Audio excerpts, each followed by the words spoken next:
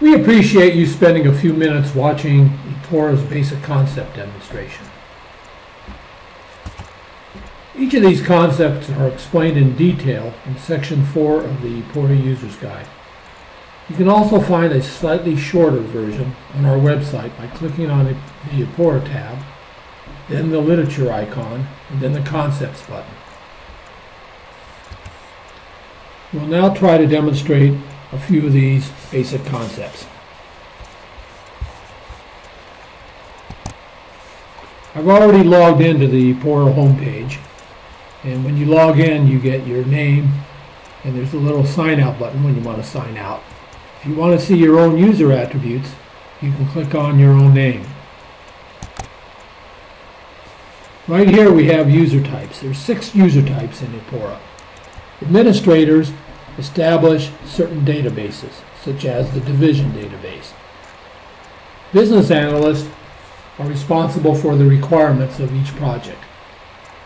Executives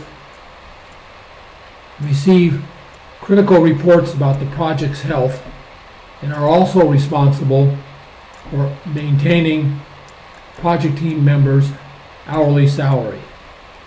Project managers are basically responsible for the project schedule. Project portfolio managers are responsible for business analysts and project managers for the projects that they oversee. They also can have the same rights as business analysts and project managers. Project team members are the individuals that do the actual work for the project. If we look at triggers,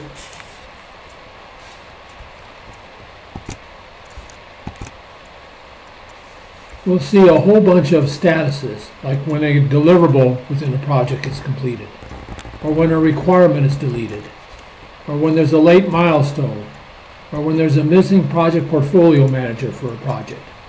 For each of these triggers, a project portfolio manager can say who should see this event. For anything relative to the project, the project manager, business analyst, project portfolio manager, and the project sponsor will automatically receive the message. For anything relative to a user, the user's supervisor will see the message. We have a concept called average hourly salary, which basically is all the individuals' sum of all the individuals' salary in a labor category divided by the number of individuals in the labor category. The productivity factor is computed as follows. It is the cumulative estimated hours an individual has spent for a labor category divided by the actual hours. That is, if the estimated hours are 100 and the actual hours are 200, then the individual would have a productivity factor of 0.5. If the actual hours were 100 and the estimated hours were 200, then the productivity factor would be 2.0. We can compute cost effectiveness for any labor category for an individual as the individual's hourly salary times his productivity factor. You can then compare it with the average salary for the labor category and see what kind of value this individual is when performing work for that labor category. If we were to look at labor categories,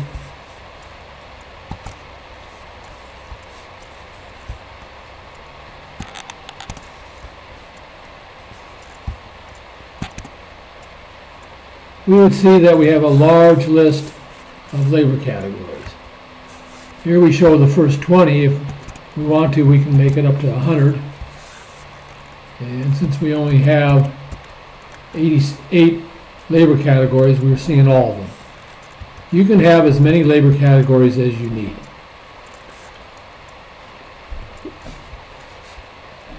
Associated with each labor category is the following information. We have the labor category name, how many users are in the labor category, what the highest hourly salary was, what the lowest, what the average hourly salary is. If we looked at a more popular one, we'd see that we have 37 individuals that are business analysts. Divisions.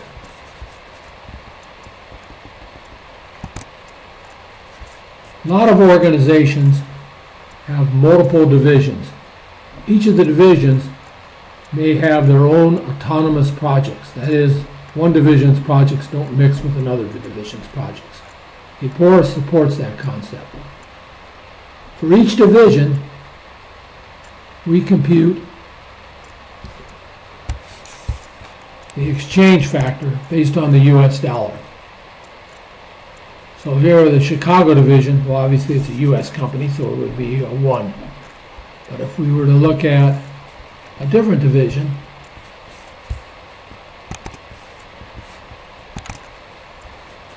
and let's say the India one, we could see the exchange rate is about 1/50th of a dollar.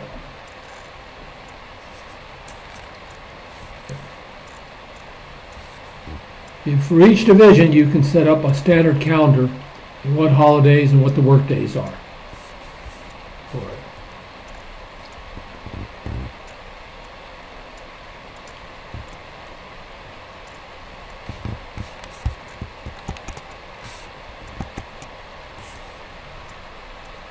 For each schedule, whenever a schedule is closed or updated by a project manager or a project portfolio manager, we compute the critical path.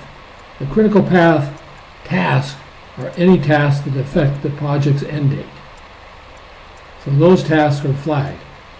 Project managers want to pay particular attention to those tasks since they are going to affect how long it takes to get the project done. Workflow. Each user, when he logs into the home page, can look at the task assigned. In my case, I only have one task assigned.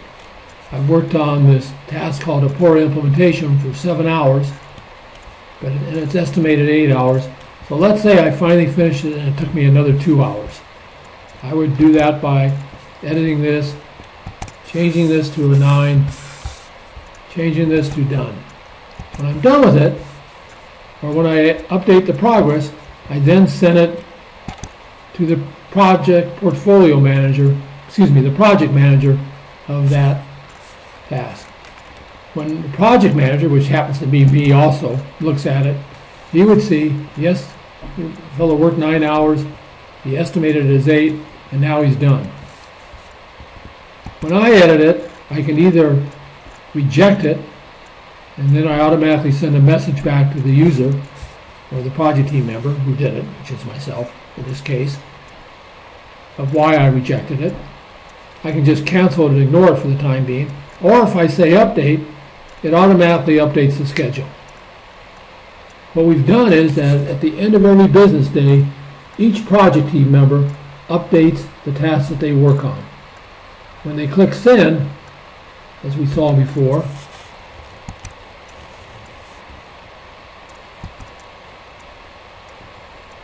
if they click send, then the project goes through the project portfolio manager.